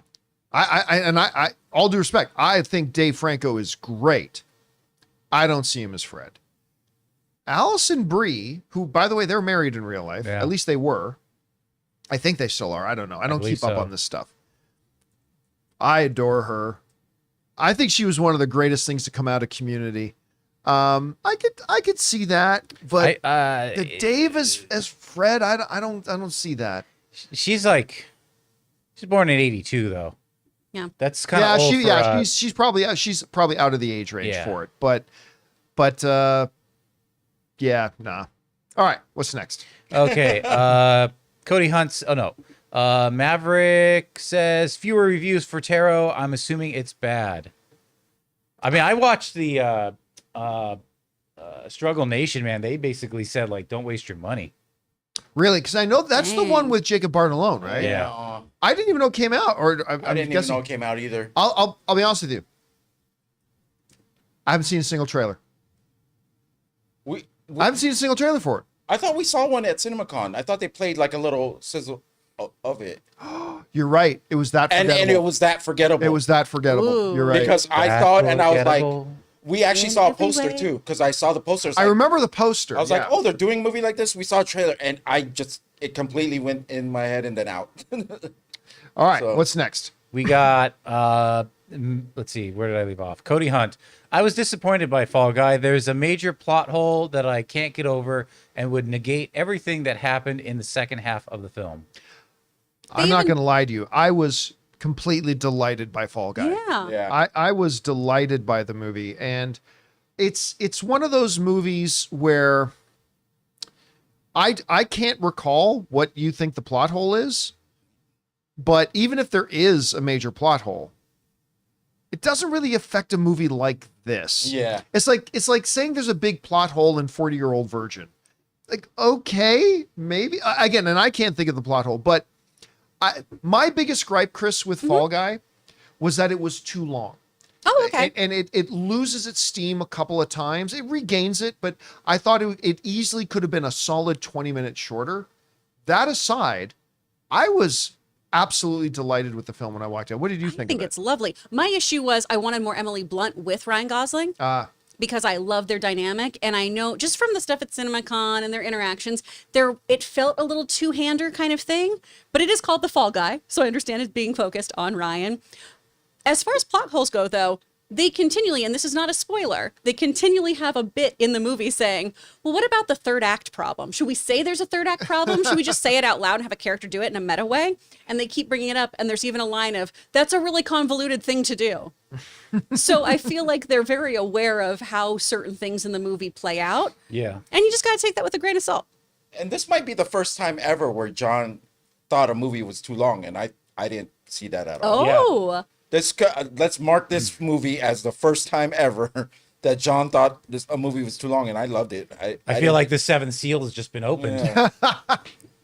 All right, what's next? Okay, Jonathan Schultz says, do you think the new Planet of the Apes films will end where the original Charlton Heston film begins? No.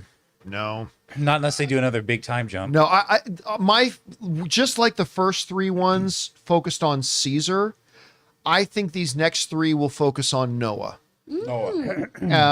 And I still think, like we were just mentioning earlier, I still think we are centuries, literally centuries away from when Charlton Heston shows up in that world. So no, I don't think this new series ends with that. All right, what's next? Sam Fisher says, in the comics, Rogue does have a power dampener. It looks like a tennis bracelet, but it does give her headaches, and that is in the comics specifically. If it is, it's something that came much later, because it, like back, especially my major days reading all the X-Men stuff, she never had that that I'm aware of. So of course, this goes to the big plot hole, and a plot hole, not the plot hole, a plot hole in X-Men 97. Of course, which is we constantly, especially in the first while, see, Rogue and Rogue and Gambit constantly whining and crying that, we can't fuck, when there is apparently very readable, available device that you can just slap on any time and it turns off your superpowers. And they could easily do it. Just go smash. But anyway, there's that. What's next? Amin says, to think. By the way, that's a direct line from X-Men 97. Oh, yeah. Direct line. Where Jean Grey goes to him, what's wrong, Gambit Rogue? We can't fuck. I was totally right in there. Some of you might have missed it, but it's there. it's pretty bold for Disney Plus. Yeah. Pretty progressive for Disney Plus. What's next? You have to check that box of parental Oh, thing. yeah. Amin says, to think that this Planet of the Apes stuff really happened because Caesar bit that guy's finger. Yeah, can't wait for Kingdom. Got my ticks for the Friday showing. But if you really go back and look at a lot of these movies, it's like they get the plot path gets ultimately started because of something seemingly insignificant. For example, Star Wars does not happen if R5 doesn't blow a bad motivator. If R5 said, yeah, we'll take the red one, and R5 and now R2 and 3PO are getting separated, and then R5's head blows, right? If that doesn't happen, Star Wars doesn't happen. If you don't drop the ooze in the sewer. If the ooze does not go into the sewer right at the time that the baby turtles are down there, no Teenage Mutant Ninja Turtles. Nothing. House of the Dragon, right? If that guy had decided to just be her side piece, things could have changed tremendously. Turned out very different. Yeah. That's a lesson to everybody. Be the side piece. All right, what's next? Cody Hunt says, I think it's no coincidence that after the movie Critic was scrapped, the Walter Hauer had 3 film projects. It is completely coincidental. And I'll tell you why. Because while the movie Critic was lined up to do like a couple of days of shooting in August, just a couple of days, they weren't really fully starting production until 2025. Which means all of 2024, even though he was going to be in the movie Critic, all of 2024 was still open and available to him. So it's not like he was being prevented from shooting stuff in 2024 because of the movie Critic, because that wasn't really going fully into production until next year. So I think it is pretty much a coincidence. All right, what's next? You know, my name says, please continue doing X actor and X roles. Having a blast with it, with that. Another Velma choice, Melissa O'Neill from Rookie, and Joker, Miles Teller. I could see Miles Teller playing anything. Yeah. Like I have been a Miles Teller defender for a long, long time. This guy is stupid talented. And stupid tall. And stupid tall. J.K. Simmons says he doesn't win his Oscar if it wasn't for Miles Teller. Mm-hmm. He's really, really incredible. So yeah. All right. What's next? Jared Oberfeld says, good news, John. Leafs in 7 is still possible. Go Leafs go. Turn Boston into the ultimate meme. God's team, ladies and gentlemen. I really hope they win for you, man. God's team. They won't. They won't. You They can't beat Boston in the playoffs. They beat him 3 times. They beat them, but they can't win a series. So, but listen, I'll tell you Now what. I know how I sound when you talk to me about the Bengals. But It's annoying. I couldn't It's be a little prouder of Right. my boys. They were down 3-1 in this series. And the last 2 games, they've been without the league's best goal scorer, with Austin Matthews. He's been Ow. out ill with illness the last couple of Oh. games. Does he They've come been back without tomorrow? him, and they have scratched and clawed and fought. And they have tied. They were down 3-1 in this series, and they've tied it up 3 games apiece, going back to Boston for Game 7. I have no belief that they will win that game, and that's fine. They have acquitted themselves well. I couldn't be prouder of them.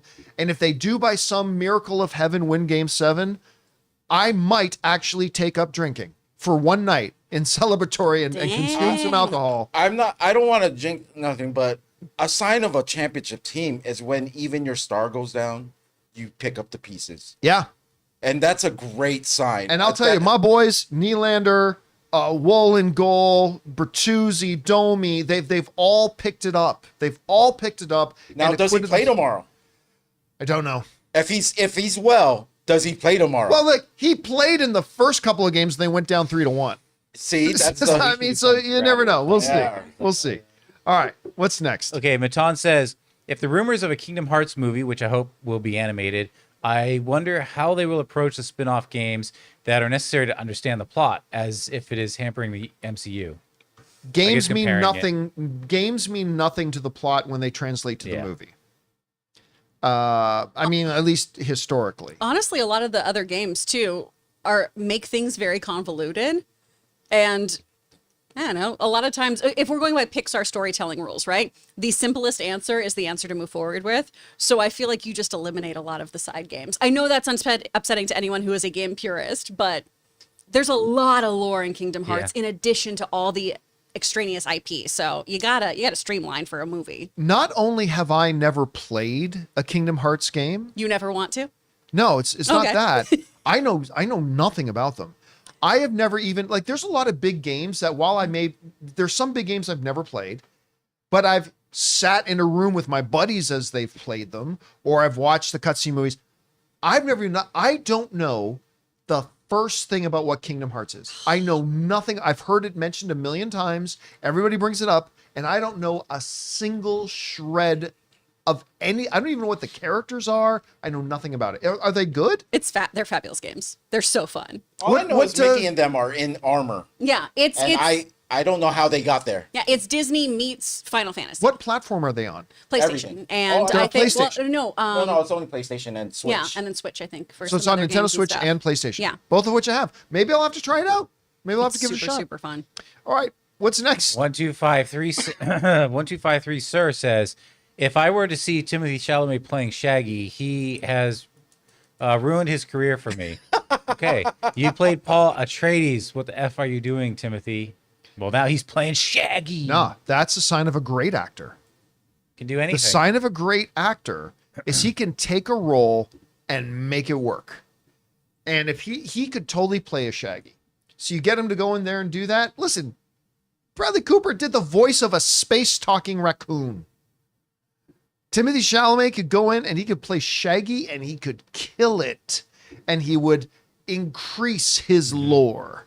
Right. That's what and his legend. Absolutely he could.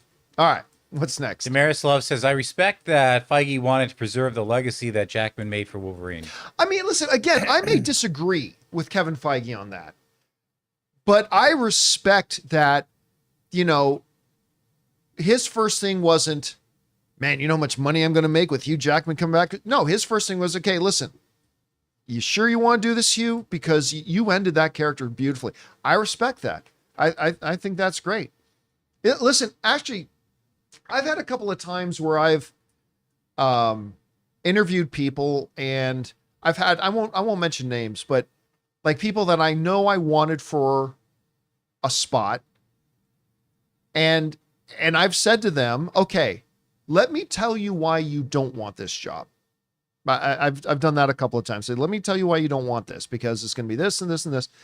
But I love the fact that Feige said that. I think it's really cool, even though I disagree with him. All right, what's next? Inspector Guru says, hey, John and crew, this is my first super chat. Oh, thank you, man. Yeah. Welcome. Okay, then we got Dennis Hana who says, John, did you see the comments from the Russo brothers that the MCU's decline is due to shorter audience attention spans of younger audiences?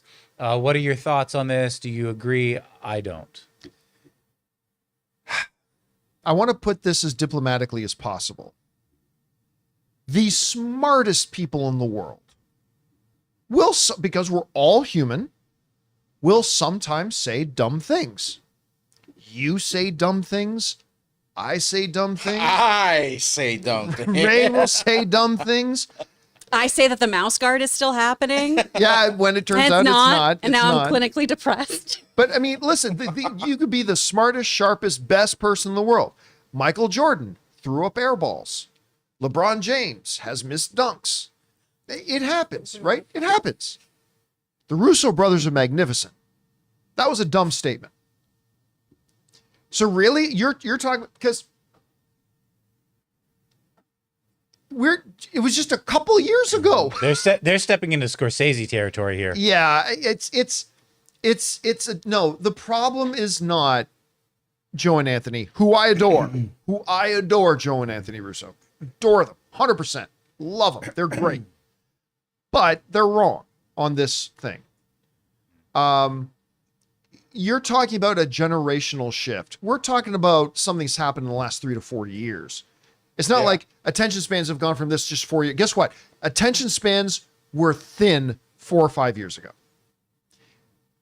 The difference is in the past 4 to 5 years, specifically talking about Marvel, Marvel has put out more mediocre content than they did in the previous 15 years. They're still putting out some great stuff. Some of the stuff they put out is great, but they're also putting out a higher volume of mediocre stuff than we've ever seen them do before. That's the issue.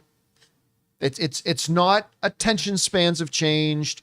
It's not generational viewing habits have changed.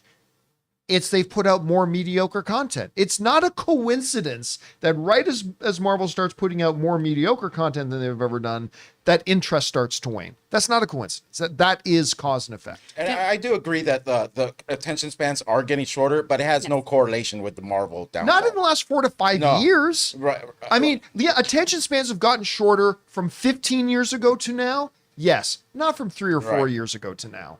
So Can I give a very weird inside baseball thing, though, where Yes. that attention span is happening? So with actors' demo reels right now, they are having you edit them in a more kind of TikTok I kind knew of it. way, That's what where That's things are annoying. bouncing around. And I had a whole talk with several editors of this is so choppy. This like goes from one thing to the next. This doesn't really showcase what I do or anything. And it keeps people's attention. And also, you have to get past somebody's assistant, somebody else's assistant, all these other people before somebody's going to watch your stuff. You are trying to maintain their attention. And it's a very weird place to be of, oh, but I did this really like long, beautiful, nuanced scene. And they'll be like, no one cares. Absolutely I don't no one understand cares. why like I get the TikTok thing, but why can't like the TikTok thing stay on TikTok? And like, why does it have to then Exactly. become Why does it bleed into everything other else? like everything else? Because Yeah. one of the things the pandemic, specifically for actors, I remember having a conversation with Aaron about this. And one of the reasons Aaron was able to move to New York was, and this got exacerbated by the pandemic. It wasn't that long ago that auditions were auditions. You would go in. Yeah, you go in. You go in person. And you would go and say, next, come in, do a scene, thank you, next, all that kind of stuff. Auditions by reel started to become, auditions by tape submission Self-tape, yeah. started to become the normal through the pandemic, which is one of the benefits of that was that Aaron was able to go, I don't have to be in LA to do all my auditions now. Yeah. I can be elsewhere and do my auditions. And so I think that has made it so now casting people, instead of seeing 30 people in a day, can go through 150 audition tapes or Yeah. reels in a day. So they're probably starting to look for things that are a little bit different. That leads to exactly what you're talking about. Exactly. It's a little different for commercials still. That you still show up in person, at least for your callbacks, and do your fun little like, Chris Carr, 5'6". Oh, my spirit animal? My A lemur. spirit animal. Great. Thank you so much for your time. All right. What's Soul next? crushing. Glad I don't have to do those things. Raymond Verada says, when you mentioned that Anasawa was a member of the J-pop group Faki or Fakey, I know them because one of the girls was Filipino. Oh, nice. There's a video with Anna when she was with Faki called You. I still think it's fakey, Yeah, Fakey. but I mean, it might be Faki. I'm actually going to have to go and try to look up one of their music videos. Knowing that she was a J-pop star, I had no idea. All I know is she was born to be an actress. I don't care how good she was in her J-pop group. She was born to be an actress. But that is kind of cool, finding out there was a Filipino in there. Yeah. All right, what's next? Kyle McComb says, watched The Fall Guy and questioned if this is the real reason The Rock is late to set and has a nervous bladder. Jokes aside, I give the movie 7 out of 10. I don't give numerical scores to movies anymore because, I stopped many years ago giving numerical scores because to me, a 7 out of 10 meant good, solid movie. And I'd give a movie a 7 out of 10 and I'd have 20 people write to me, why did you hate it? Why isn't it a 10, John? To make you sad. Yeah, it just, so a 7 means different things every, so that's why it was pointless giving me stuff. But if I were still a score giving person, 7 to 7.5 is right around that where I sounds- think I probably would have given it Yeah, to. that sounds good. Yeah, right around there. All right, what's next? Raymond Verada says, another good Canadian kid is Winnie the Pooh. Author A.A. Milne based his story on a Canadian soldier Yep. and his pet bear, Winnipeg. Yeah, I still don't think you can call the Winnie the Pooh a good Canadian kid. Specifically, since the character was in an English wood. So I wouldn't say that. But I mean, hey, listen, Superman was created by a Canadian. In case anybody forgot about that. Oh, Just gonna throw that out there. oh. Just gonna throw that out there. All right, what's next? Seconds from Disaster says, Feige saying that Hugh gives me more faith. It'll be great because it shows he really cares about the character and his story. Look, people think this is one of the biggest misconceptions in movie business. That if you care about the character or care about the story, that means it's going to be good. No, it does not. It really does not. I always go back to the Dungeons and Dragons movie with Jeremy Irons. It's a horrible train wreck of a movie. Made by possibly the biggest Dungeons and Dragons fan in the world. Made that movie. Doesn't help it. Kevin Feige deeply cares about all the MCU characters. He loves them. He cares about them. But they're not always, just because you love them and care about them doesn't mean they're always going to turn out great. And guess what? We've seen some of the greatest genre stuff come from people who have never read from that genre ever before. And it still turns out great. Now, does it help? Absolutely it helps. Can't be anything but a good thing if you got somebody who's passionate about it. But that doesn't mean it's going to be good. And if it turns out bad, that doesn't mean they didn't care about it. Movie fans always forget that making a good movie is not easy. It is one of the hardest, most Herculean things you can ever do. And if it doesn't turn out good, that doesn't mean they didn't love it. That doesn't mean they didn't care about it. That didn't mean they weren't passionate about it. But it helps. It totally does help. And Kevin Feige truly loves these characters. All right, what's next? Bob says, any news on that new UFO movie made by Spielberg? I'm looking through his IMDb. I have no idea what we're talking about. And could it be Intelligent Life? Or is it something he's producing? He's a producer on a lot of this stuff and not directing. Yeah, Steven Spielberg attaches his name as a producer on a lot of movies. There was news a while ago about him returning to the genre, basically. Yeah, other than that, I haven't heard anything. Oh, though, yeah, no. okay, I see it. It was on April 24th. Yeah, I think Intelligent Life. To direct next UFO film. Oh, yeah, I'm not familiar. Well, see what it turns into. Colin All right. Trevorrow writing. What's next? Let me move down. Bat J says, whoops. Hey, John, going to Vegas in a few months. Nice. And wanted to know what your top 3 must-try restaurants are. Love the show. Keep up the filthy. Okay, so this changes all the time for me, and in no particular order. No particular order. Gordon Ramsay's steak in the Paris Hotel. And then right now, 2 in the MGM. One is the International Smokehouse that is owned by Steph Curry's wife, and it's ridiculously Aisha Curry has a good. restaurant? Yeah. Ray ate at it. Ray, testify. How good is this restaurant? I can't without my mouth watering. It's so good. They have these Korean style barbecue Ribs. pork ribs. They had, what was it? Rib tip mac and cheese. Pork belly fried rice. Pork belly. Oh my God. Oh. And shockingly, and I can't remember the name of it. Ray, see if you can find it for me.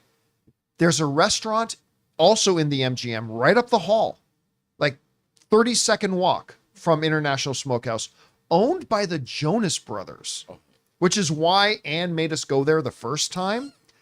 But it's a Southern comfort food restaurant, and I can't see. Look up Google Jonas Brothers MGM restaurant. See if you can find the name of it. It is called Nellie's. Nellie's Southern Comfort. Southern Kitchen. Southern Kitchen. Nellie's Southern Kitchen. So good. So like I got Ann dragged me there the first time just because the Jonas Brothers owned it. Okay. And every once in a while we've gone in there where one of the Jonas Brothers would be there or the Jonas dad would be there, whatever. But then I had the food, and it's so freaking good. Dang. And that's why now when we go back, I go, let's go to Nellie's. Let's go to Nellie's or Smokehouse or whatever. But yeah, so those would be the 3 I would recommend. Gordon Ramsay's steak, International Smokehouse owned by Steph Curry's wife, and Nellie's Southern Kitchen. And if your wallet is okay with it, of course, the buffet at Caesar's Palace. Yeah. Oh yeah. What's it? Bacchanal? Yeah. Yeah, the That's buffet crazy. at Caesar's Palace may be the best, without exaggeration, it might be the best buffet in the world. Yeah. It's so good. But that's like $100 a person.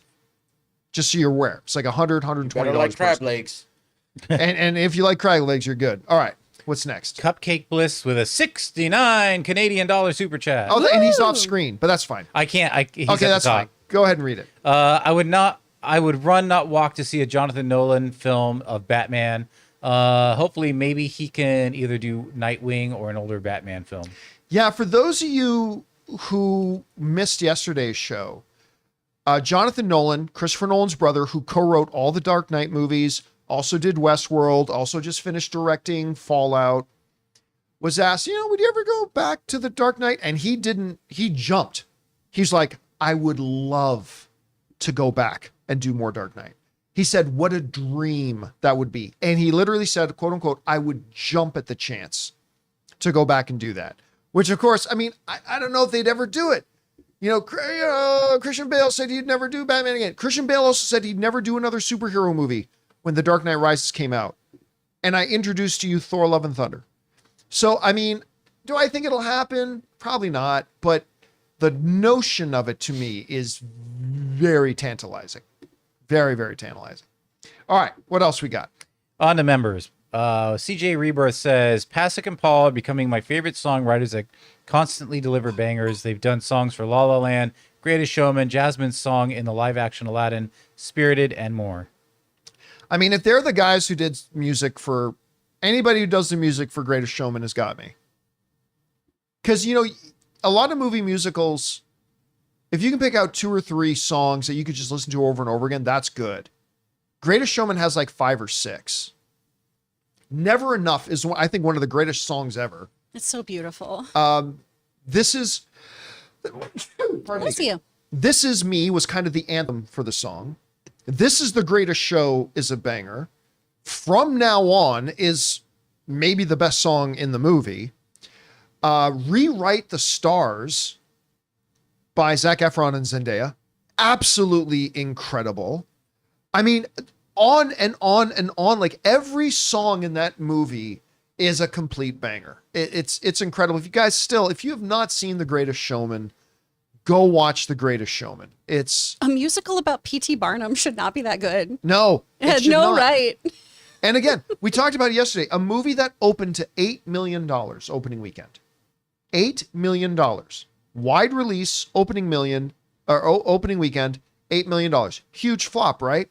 Made over $400 million by the time it was done because the word of mouth just spread and people went back to it again and again. Guys, go see The Greatest Showman. It's absolutely incredible. All right, what's next? We got Espinoza, who says, with the Oscars creating a new category for casting and everyone calling for a stunts Oscar, when do you think they will create a category for voiceover mocap performance? Not for a while. And I'll tell you why it won't be for a while. There's not enough yet. I don't think there's enough. Because, for instance, when you're talking about a best supporting actress category, you literally have 2,000-3,000 potential nominees. When you're talking about best picture, you're talking about thousands of potential nominations. Best director, thousands of potentials. Best costume design, thousands of potential. Best set design, thousands of potential. Best sound engineering, thousands of potential. I don't think voiceover is a big enough field yet to garner its own Oscar category. So I still think we're a little ways off from that. But Chris, you would have skin in this game. Yeah. You have a better perspective on this. What do you think? I mean, I'm a broken record on this. Our own union has to first acknowledge this. Right. Our own union has 'Cause to even start SAG awarding it. doesn't SAG recognize it doesn't yet. do this. And I think if you look to what British award shows do, you know, the BAFTAs have a video game category. There is a video game awards ceremony that first kicked off with Mark Hamill back in 2011 or 12, I believe. And they award people for their work in motion capture performance and for direction in motion capture or in video games and things like that. So there is a precedent elsewhere that you can turn to, but I think it's going to be a few years off for us. All right. What's next?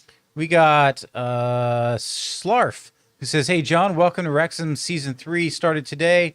Was, as always, such a feel-good show to watch. Take care, everyone. Well, it's going to be more feel-good coming up. I was shocked to find out it was coming so quickly.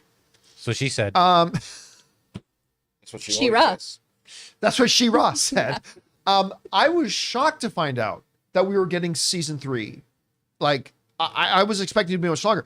But yeah, I love Welcome to Wrexham, right? It's just such a wholesome, feel good, wonderful show. You know what's when it's at its best is when it's not even focused on Ryan Reynolds or Rob McElhenney. Yeah, no. And when it's on the people of that town, that's when I love it the most. It changed my perspective on sports. Really? Completely changed my perspective of, oh, I've been kind of shitty about sports. I've had this whole like Noam Chomsky superiority thing about it when I love comic books, where it was like, why am I shitting on somebody else's fandom when I can see how much joy and camaraderie this brings? Well, people? I get it because you had. I grew up in Texas. You had school trauma of you're beneath us because we like sports, but Exactly. you like comics. You- It's like yeah. it's sort of the same thing though. You're just a nerd for sports. Exactly. And when your school also gives all the funding to sports Yeah. instead of the drama club or Right. that kind of thing, you start to have like a rivalry. But man, it totally changed how I feel about sports. All right. What's next? All right. And by the way, most of the actual professional athletes that because I went through the same thing, they're not like those people in school because Yeah. those people are losers who only talk about their high school senior year of but these people actually were dedicated to something and made it to the bit. You know what I mean? For sure. They're not those people. Most of them are. Yo Teach says, do you guys still read monthly member chats ever? No.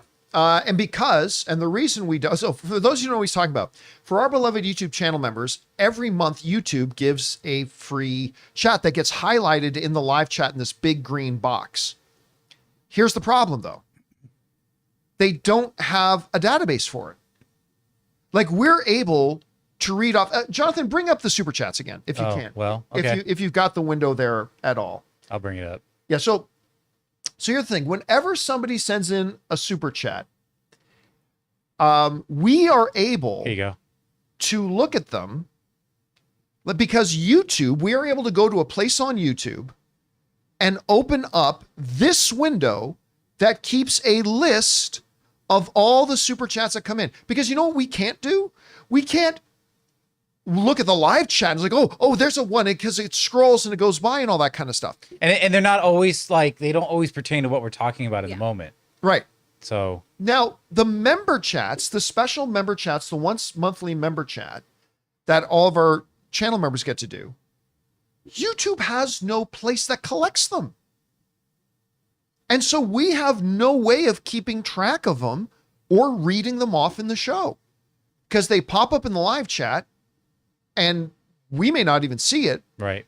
Just like we won't see the super chats come by in the live chat, but that's okay because we can open up the window where YouTube keeps all the super chats and they don't offer that.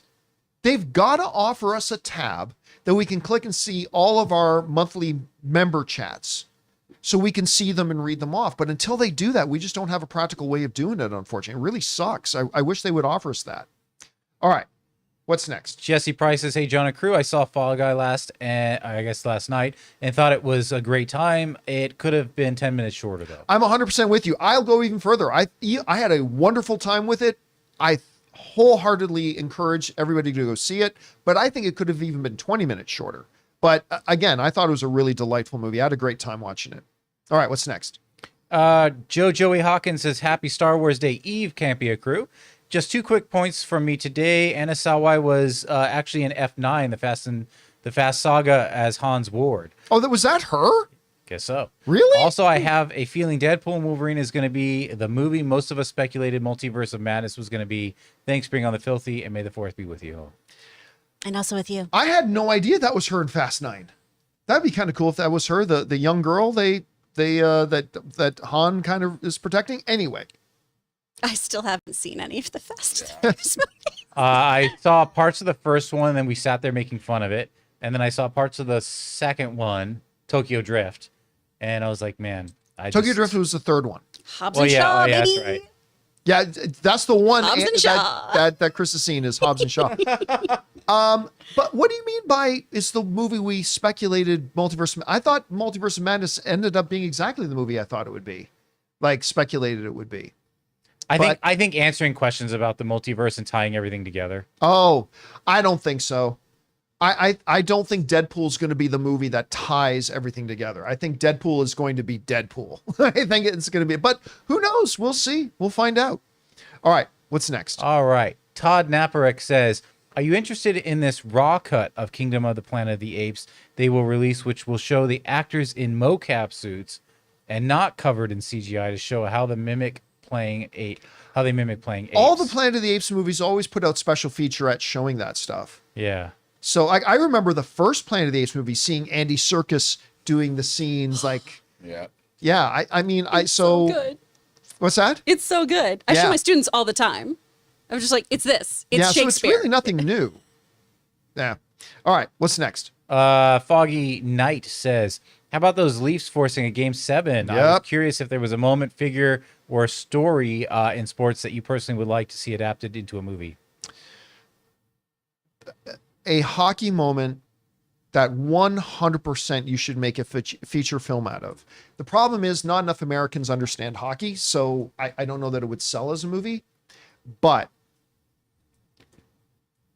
ask any hockey fan, Canadian hockey fan, the Summit Series, Canada versus Russia, Paul Henderson scoring the series winning goal.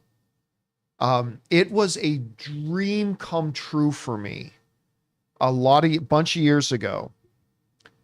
When I actually got invited to come and have lunch with Paul Henderson one day, because I mean, it was, I was obviously I was baby when that happened. My dad, like, talking about the Paul Henderson goal, all of Canada talking about the Paul Henderson goal, and that won the Canada versus Russia series.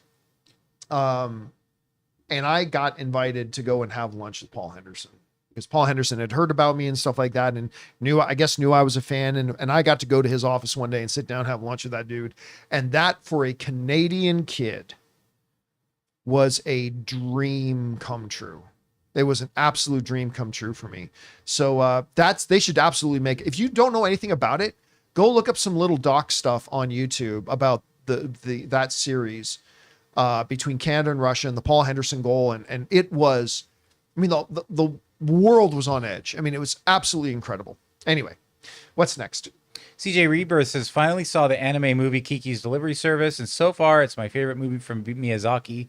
Watching the dubbed version was better because it had some of my faves, like a young Kirsten Dunst and late Phil Hartman. Yeah, their casting over the decades is so great. good. Bill Paxton and Princess Mononoke. Come on.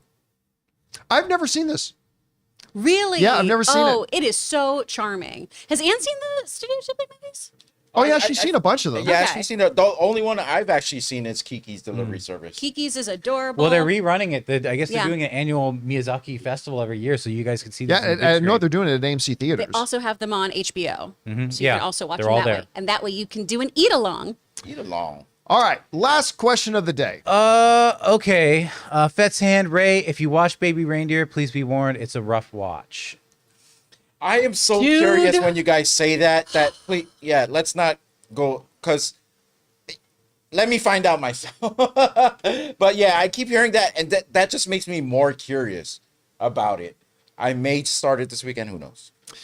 All right, guys. Trauma. And that'll do it for today's installment of the John Campea Show podcast. Thank you so much for being here, making this little show part of your day.